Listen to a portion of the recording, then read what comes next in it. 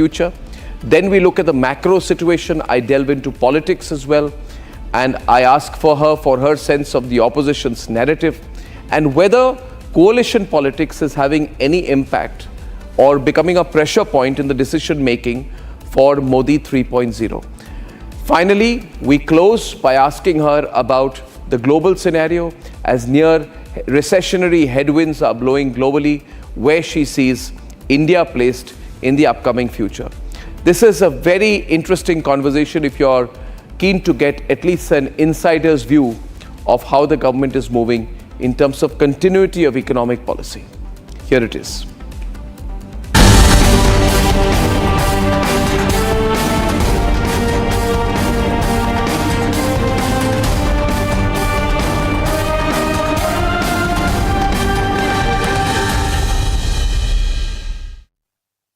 Ladies and gentlemen, on this episode of The Nation Wants to Know, I have with me one of the senior most members of the Modi cabinet.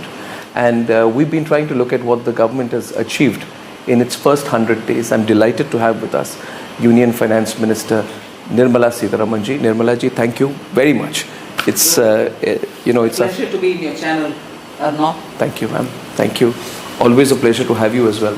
How have the first 100 days been? And if I can couch that question in terms of the fact that there are always people who look at it in terms of a narrative. They expect these 100 days to be different from what they would have been had the BJP had an absolute majority.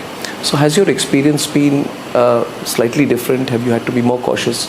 How have the numbers played out in your the way you're moving things forward? We've been the same. Prime Minister Modi has been the same in the sense his motivation level and his keenness to do things so that there are transformational changes that can happen for India remains the same.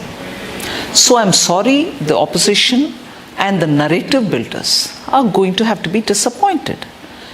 The dedication that Prime Minister Modi shows when he is leading the country is not in any way dissuaded by a reduction in the number. Don't miss the point that all of us are encouraged by the fact that under his leadership, his government is formed for the third time consecutively. Since after Prime Minister Nehru's time, there's not been one government which has come to power for the third time consecutively. So in order to undermine this singular recognition by the people of India, this narrative about, oh, this is an alliance, it's unstable, yes, it is not showing leadership and all that, is just a hollow narrative, which is thrown to confuse the people who, on the contrary, are saying the same dedication with which Prime Minister Modi is setting about his work. The 100 days have been keeping all of us on our toes, and that is why the numbers will speak for themselves. Ms. Sitharaman, in fact, to an extent, I would agree with you that when we were analyzing the budget, it was expected that given that the numbers were softer in the elections than had been predicted for the BJP, there would be a large amount of very populist measures, fair amount of appeasement, almost appeasement perhaps, or making sure everybody got something. We didn't see that. No, but you should also again recognize, and again adding to this argument, that in his dedication to serve the country and serve the country to take it in leaps and bounds to reach 2047 as Viksit Bharat, there's no change in his approach. We have in the vote and account budget itself indicated the direction, indicated the caste, the four castes for whom we'll have to do things: the Garib, the Mahila, the Yuva and the Kisan.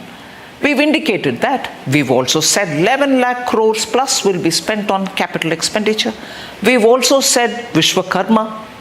We've also said PM Surya Ghar.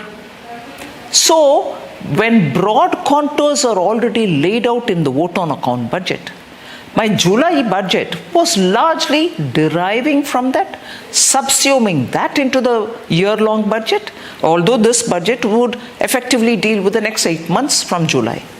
So there has never been, before the election or after, any attempt at trying to assuage people, appease people, nothing. Yes. We are looking at taking India forward.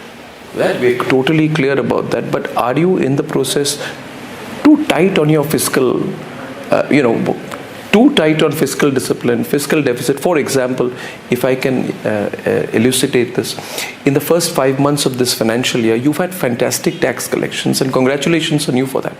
But your spending is behind the target. No, I don't think that is intended.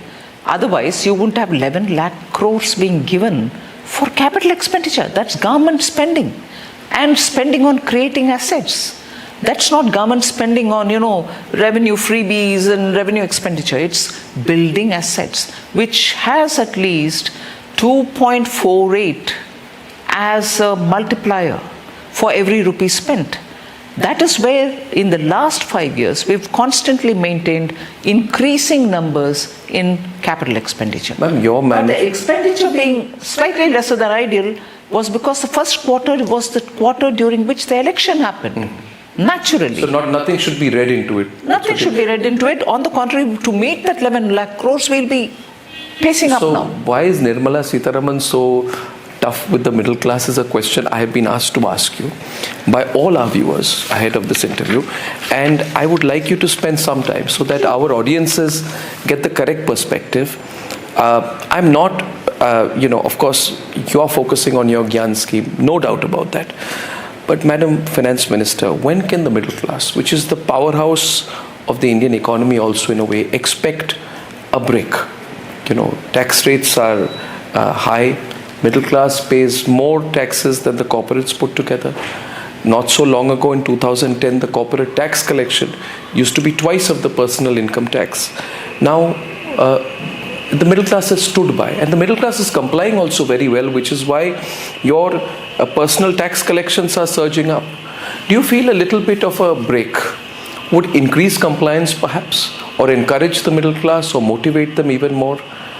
So this is a question which has been on our minds, and maybe we'd like to understand your thinking. Thank you for asking me this. Yes.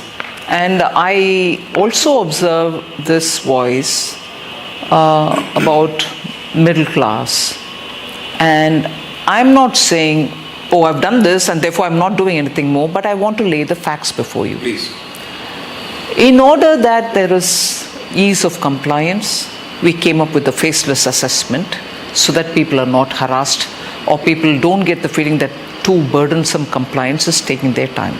I'm starting with the less important one, but important nevertheless. So, we came up with the faceless and then extended it not just for assessment but also for appeals.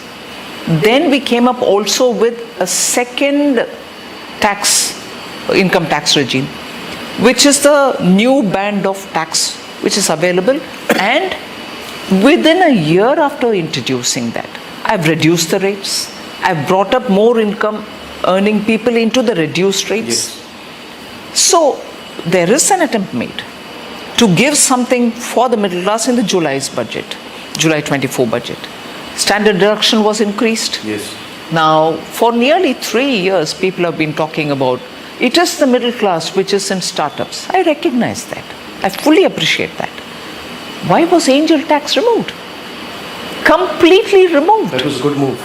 And that was keeping the middle class, which is doing this, entrepreneurial and also with innovation built into it, wanting to do things and showcase India and to perform for India.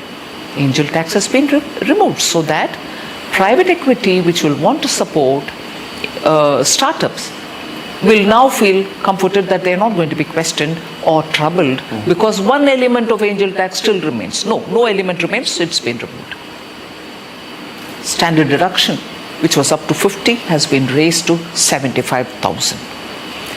As I said, rates have been changed. So there has been an attempt to do something for the middle class. Affordable housing, raising of these middle class run MSME units. They're also middle class. MSME units didn't even have term loan facility from the banks. They had working capital given to them. They didn't know how to buy their plant and machinery for small setup that they have. We have now given them collateral-free term loan giving them term loans for which they don't need to give any security. Government has backed them up. They can go. And again, after that and beyond that, if a promoter himself wants to give a personal guarantee and go to some extent in obtaining bigger loan, whatever be the size of the loan for that MSME, up to 100 crores, government is giving, along with a personal guarantee, a backstop arrangement with which he can obtain with confidence, and the banks will not hesitate to give him the loan.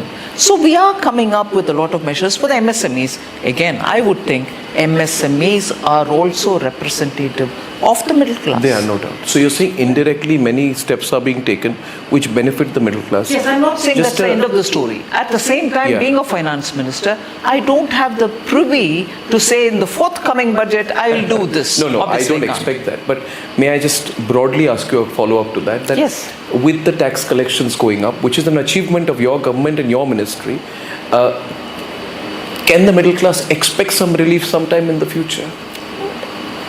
Every budget we are doing something. Only I can't now say, Arnab, yes, I give you my word.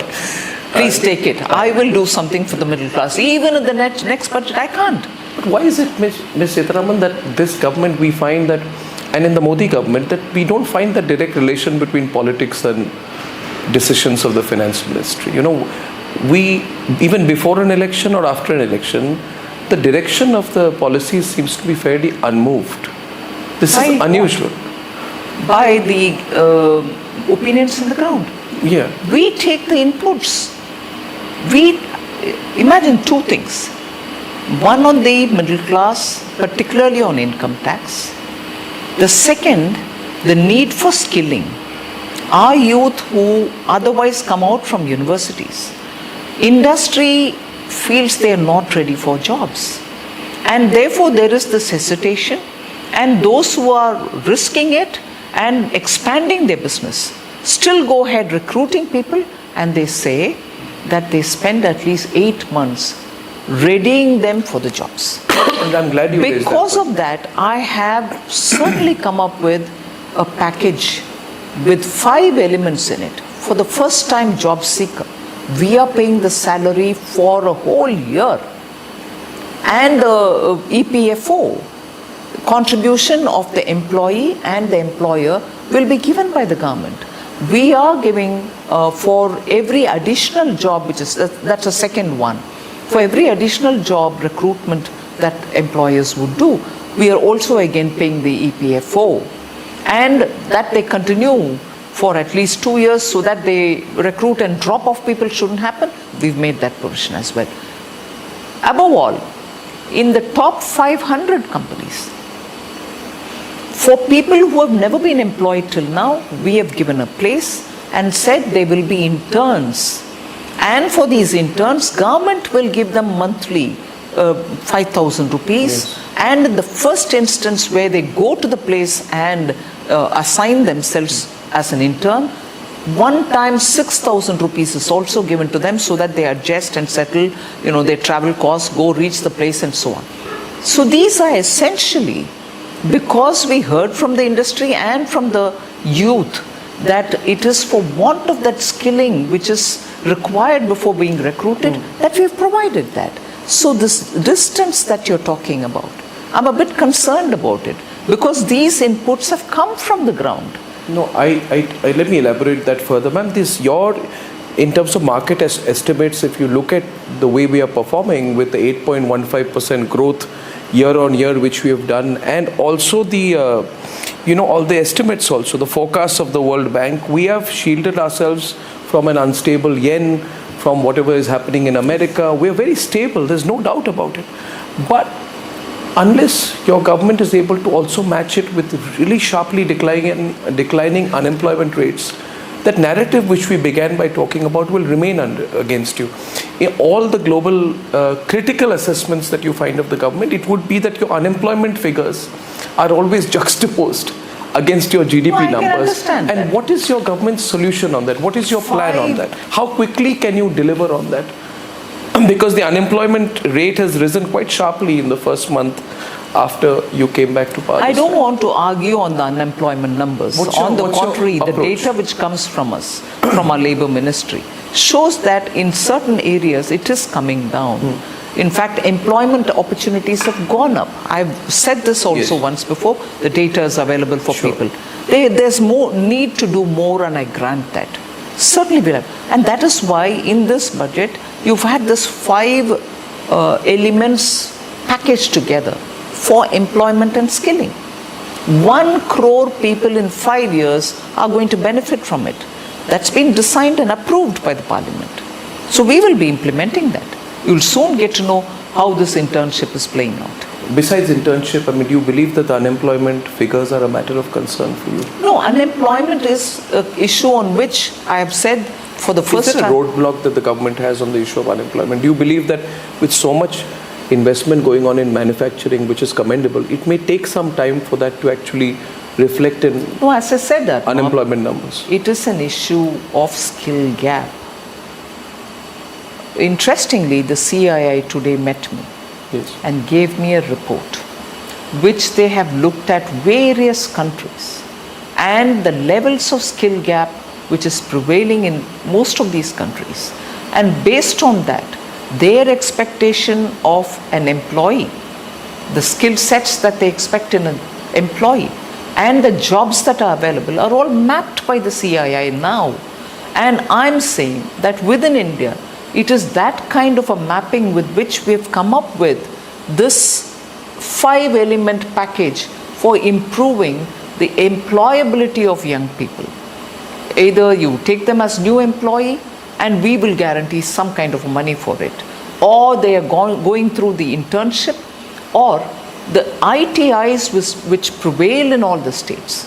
We are going to invest to upgrade them, invest in their training instruments that they need, and bring in master trainers to come and that is with the state governments, because ITIs are with the state governments. We've got a scheme for that as well, so that people who come out of higher secondary are straight away sent to these ITIs, and from there they will be employable. So there's a lot of work which is yet to be done, but we've announced that, made provision for it. It has got the clearance from the Parliament. Is there any political pressure on you in this term as Finance Minister? Is there more pressure on you in terms of the political impact of your policies? Every budget has been a challenge. This budget wasn't any different. No, more in terms of, are you under watch? Do you feel this opposition parties getting more aggressive? There are coalition partners who are demanding their pound of flesh. No. I don't think it is working. It's a pre-electoral alliance. We've all been together during the election. They're all part of this NDA government. They have individually their problems, in the sense Bihar needs more development. Andhra, after being divided, also has issues. Now recently that Vijayawada flood has been mammoth. They've never seen such rains at one go. And Vijayawada is really devastated. So there are problems like that which are more, nature and climate related issues. But what I'm trying to say here is, and I would appeal to you, this narrative which the opposition tries to build based on their days of coalition governments don't work here. But they say that you've also gone in disproportionate amount of money you've given to your allies, to the TDP and the JDU, huge infrastructure projects, money for development work. It's being described by, it's being described, I won't name the publication, just wrote an article, said it was like a blank check which was given to these states in the budget. Now that may be also part of the narrative building. Yes. Does it put you on the back foot? No. Does it put the Finance Minister of India on the back foot? It doesn't. On the contrary, it makes me feel sorry that for governments run by Congress, where they looked the other way and allowed alliance partners to run amok, exploited the treasury and made good for themselves, did not do anything for the development of the country, today they are accusing of this alliance doing that? Who defines proportionality? Please ask them to look at the budget and see how much is going disproportionately to any one state. And that is why even on that day when they first remarked in the Parliament, I said, let me know. For all the states which have got ignored in the budget statements that you gave, did it imply that you didn't give them any money at all? No, I take your point, but if I can stray on that a little bit, because in my years of knowing you, you've been a very strong political communicator. So my next question may not appear to be finance ministry related, but in a sense, my question would be that there is those who are the narrative setters are saying the government has become cautious. Modi government is having to do U-turns, whether it was on the Waqf bill, whether it was on the capital gains tax, whether it was on the decision on lateral entries. That in all of these cases, the Modi government, in an unusual series of events, rolled back its own decisions. And they think it's because of their charm. No. Excuse me. No, they attempt, the narrative there is, and okay, so the attempt is that the government is on its toes, it is cautious, it's on the back foot, it's easy to push the government over, which was completely against the image of the Modi government in the past. Destructive, fanciful daydreaming. It's on its toes. It is possible to topple. What a destructive, I repeat, daydreaming. Government on its toes is always the quality with which Modi ji has run his government in Gujarat, and he runs it here. We are always kept on our toes. We need to attend to people. We need to do our jobs. We need to be literally performing with such alertness that the government is seen to be functioning, not a government unlike days where we have seen that it's almost like in a half state of coma, policy paralysis, never under Prime Minister Modi. So it's very well for them because they've just touched about, not even just about touched 100, they feel all spiked up. Spiked up, yes. I'm sorry. It doesn't help. You are actually spreading negativity in the country, and you want people to live in a kind of hopelessness, which was the case in 2013. Please learn from your follies. People want a positive working opposition. This time, Lok Sabha election, people voted for a government, and a government for the third time coming to power consecutively. As much as they voted an opposition which they want them to conduct themselves like a true constructive opposition. If that is being mistaken as a mandate to spread negativity, they are disserving this country. And this is a serious allegation I level at them. You've seen the comments of Rahul Gandhi in the US where he's praised China and run down India's manufacturing. Some of the facts were actually not were false as well. Yes, they not could just be corroborated. not just exaggerations. Given the trend in the Chinese economy, what do you feel the impact of that, if any, is on the way India is perceived globally? Indian voters are going to be disillusioned by Congress party's role as an opposition party. They earlier saw them completely being negatived. They earlier saw them being destructive in the parliament. They gave them a little more votes, more number of seats, just to see them work constructively in the House, have meaningful debates. Certainly, whether in power or outside, Indian people don't want any leader from India to go outside of the country and talk in disparaging note about India itself and to decry your own country. I'm not playing up on this, but yes. I would want to say this. I was astonished to see a Pakistan news channel, Yes. which is now all over the social media, where two of them were people who are in the know of the South Asian politics and Indians politics Yes. and so on.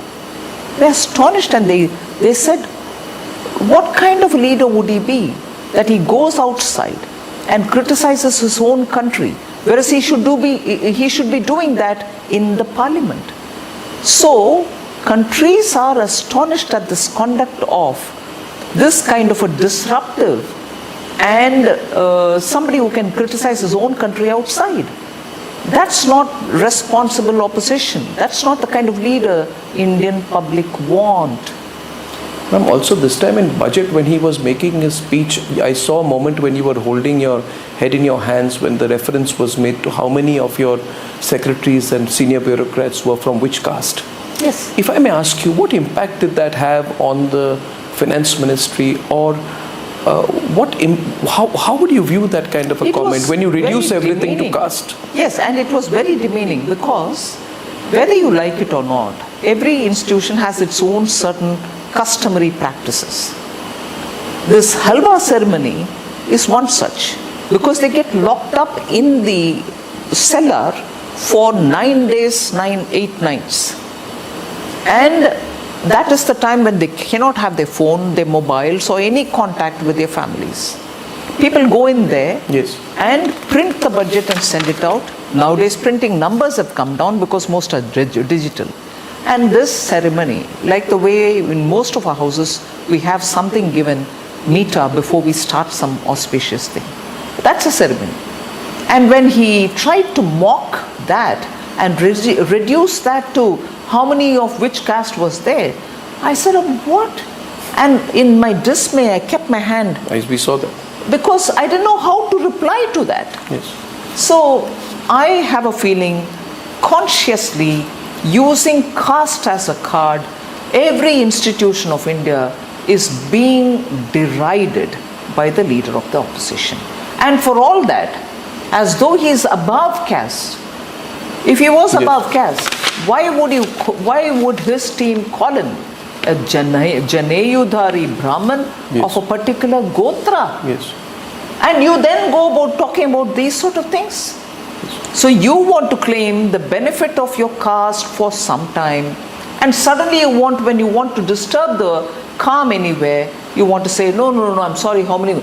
Didn't he also ask how many women are there how many caste-based people are there? In the Miss India. Miss India. Yes, he did that. I mean, can there be anything much more ludicrous than that? He's making a mockery of this whole thing. One specific question, a broad question to wrap up. The specific question is that on the issue of petrol price cuts, I know we may be asking for too much given the fact that we've been stable compared to the global scenario, but India is set to lead the world in terms of oil demand in 2024, and global oil prices are also at their lowest, around $70 per barrel. So, Madam Finance Minister, is there a possibility to further bring the petrol prices down? There have been a few comments that should this be the trend, then it can go down further. How do you view this? Look, you can always say global prices have come down, reduce my price. Yes. And I'm sure... It's a direct correlation there. No, that's fine. I'm sure every time there's been an opportunity, Prime Minister has reduced. You would recall 2 times when he had reduced it, once in November 22, the next time in 23 June or something like that. And in response to it, many state governments also equally reduced. Many others did not. So I'm not engaging in any whataboutery. Very clearly, Prime Minister Modi will take a call, and whenever he deems fit, he will take a call on that. But equally, with the same fervor, I'm not sure if media is following it up with states which gave flimsy promises, which did not fulfill them, and gave freebies which they couldn't sustain, and ended up increasing the price of petrol, diesel, Himachal, Karnataka, and Tamil Nadu, which naam ke vaste brought it down by 1 rupee or 2 rupees, whilst the manifesto itself said we'll reduce it by 7 rupees and 5 rupees. It doesn't happen in many states. No cut there. No cut there, not once, not twice, we did it 2 times. And I'm not saying we won't do it. Yes. It is up to the Petroleum and Natural Gas Ministry and also to the Prime Minister to see when best they want to do it at all. True. One question which I wanted to ask you in the middle of the election. This North-South divide was always built up. South earns the money, North isn't contributing enough. In a report I saw today of the Prime Minister's Economic Advisory Council, appears to me the problem is parts of East versus West, because Jharkhand, Bihar and Bengal are areas of serious concern in terms of flagging growth. In fact, the average wage in Bihar would be 1/3 of the national average. Do you also consider this? First, therefore, if you can answer this in two parts, ma'am. One, this attempt to rile up the South against the North, which was a political move. And second, the degrowth, or rather I would say very, very compromised growth of these three states, which will bring down the national average. West Bengal, just like that I'm adding. Yeah, Bengal, Bihar and Jharkhand. 24% of GDP of India in 1947 came from Bengal. Yes. Today, it is not even 3%. So, degrowth shows up in so many different ways. Yes. Degrowth again shows up in different ways, that your workforce is moving elsewhere. Yes. Now, deriving from that, I'll also say this. Development. I want every state to be developed. And there is an argument when few states from the South say, we have shown a good, positive, progressive change, we are not being rewarded. There may be an element of truth in it, but it is not to sort of say somebody is denying them what they should get. But their productivity is also contributed by this workforce which is moving from there to some of the states. I've heard the last month, not just anecdotal, newspapers reporting that Tirupur, which is a big Hosiearian textile center, saying we don't have workers. And the workers are coming from Orissa, Jharkhand and Bihar. Now, does that contribute to your state's contribution to the GDP? So is it exclusively of Andhras, exclusively Possibly of not, Telangana, exclusively of Tamil Nadu, exclusively of Karnataka? No. Now the movements of factors of production, labor and capital particularly, are from everywhere else. Now if a Tata or a Adani go and invest in Telangana or in Tamil Nadu, the capital is whose? Whose capital is it? It is India's capital.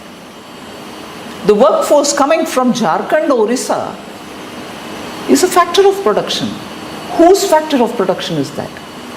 So when you're calculating your GSDP, how much of a line can you draw saying it's ours, not theirs? So we are getting into slightly difficult territory.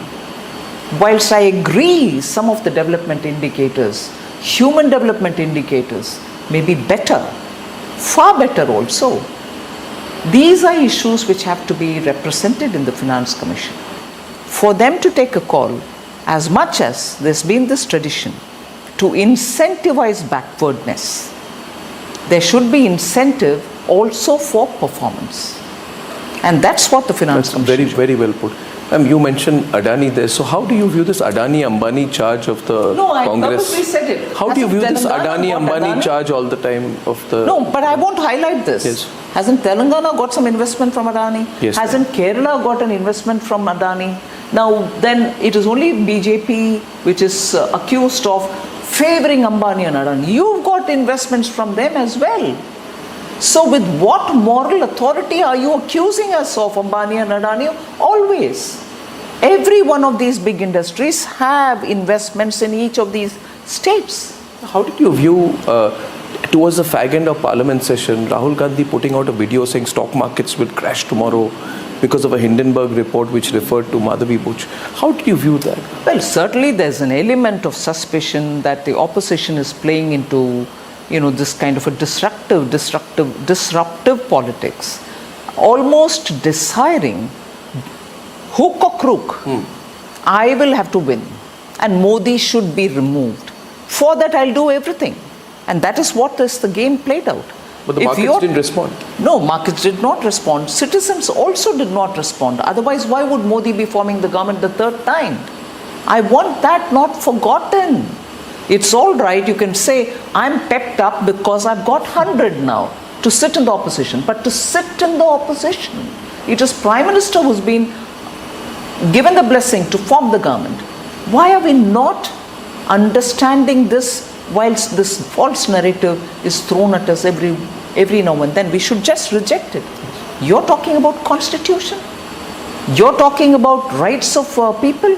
You're the ones who are speaking, going out of the country about reservations to be removed. Yes. Hasn't he made a comment there? He did. And you went around holding a constitution in your hand, copy of the constitution in your hand. How hypocritical can this be? And we should call this out. Yes. Last question this time. And I am enjoying this interview because we don't get to talk nowadays since you became finance minister. You've been through the greatest of trials during COVID. Last time we spoke about it. You could be going in for one of your greatest trials, I believe, given the global economic weather. Last question is, and many people will watch this very carefully, especially people from the financial world in Mumbai. Given the rocky period that the world is inevitably heading towards, we are seen to be a center of calm. Are we doing enough to prepare and to be ahead? And how do you view this recession or close recession situation in large parts of the Western world impacting India? As a result of which our exports are suffering, Yes. we need to give such support to the exporters so that they find newer markets. Demand is falling in Europe. Yes. And our traditional markets have been in that area. So we need to have FTAs. The Commerce Minister is actively engaging in getting FTAs done. Yes. So there is an overall understanding that greater support has to be given to our entrepreneurs and to make sure that India's own reliance on some critical equipments will have to be brought down. That's why you will remember, again, middle class.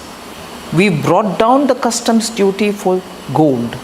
How does it matter? Gold jewelry making is a big part of the exports. Yes. You need small workers sit and work in it. Middle class workers benefit from working in that sector. Critical minerals, because we need to have many of the components that we produce. Solar panels, you need hydrogen, and for which you need lithium. Many of these exemption has been offered in customs duty. That's also this budget. That's also going to benefit the middle class because you're going to get jobs out of that. So critical minerals we're bringing down. As I said, startups have benefited because we've removed angel tax. And life-saving cancer drugs have been given exemption in the customs area. And 3 of them were named. They were very critical and very expensive drugs. Now, similar is the proposal which went to the GST Council. Even there we have negotiated so that they can also bring it down. So every time when we are looking at middle class, there are so many different ways in which we are facilitating. What are Jan Aushadhi Kendras, Arnab? Medicines which are necessary for every day. You know, you may have a patient of diabetes at home. You may have a blood pressure patient, or you may have a, life-threatening disease. For all this, the medicines which are sold as a generic drug in a Jan Aushadhi Kendra is 60% minimum lesser than the branded ones. By spreading the Jan Aushadhi Kendras all over the country, we've given the middle class an option to save on their medical expenses. Isn't that a step also? No, it is. For medical, look at the 5 lakh which we've given for 70 years and above. But Won't my that question help? was in the context of the global weather. No, I'm coming to that. So the point that I said, global, dependence on China for some critical elements. We wanted that to be brought down. That's why customs duties have been brought down. That point about middle class, one last point, 70 years and above, all senior citizens have been given the 5 lakh medical insurance. Yes. That is your Ayushman Bharat. Yes. So, in order to make India less reliant on countries outside for critical components, which are important for our production, manufacturing, self-reliance, make in India, Yes. we have removed customs duties. So we want all those raw materials to come so that our people can produce. And by manufacturing more, you're going to spread the welfare also, in the sense you're able to produce more, earn more, export more. We have to support our manufacturers. Well, it's quite clear listening to you, and I'd like to tell all our viewers listening to the Finance Minister, one gets a clear sense that there is an absolute element of continuity. One doesn't find any change from, say, 6 months back. And I think we are moving in the right direction. I thank you for your candor, and we miss you on our political debates, Nirmala Sitharaman ji, and I wish you luck as you steer India in these important times. Thank you very much. Thank you, Arnab. Thank you. Thank you. And viewers, I'm following that up in a few minutes on our top debate at 9 o'clock on where we are placed 100 days into the Modi government. The areas where they can do better, but has the opposition really matched up? Or has it sort of lost its groove in the last 100 days? When I'm back, the political debate. Time for a quick breather. Arnab will be right back with the debate. QS&THE, the world's foremost university rankings organizations, have ranked Amity amongst the top 3% universities globally, making it among the very few Indian universities to be included in both rankings. Yet another top ranking for Amity University.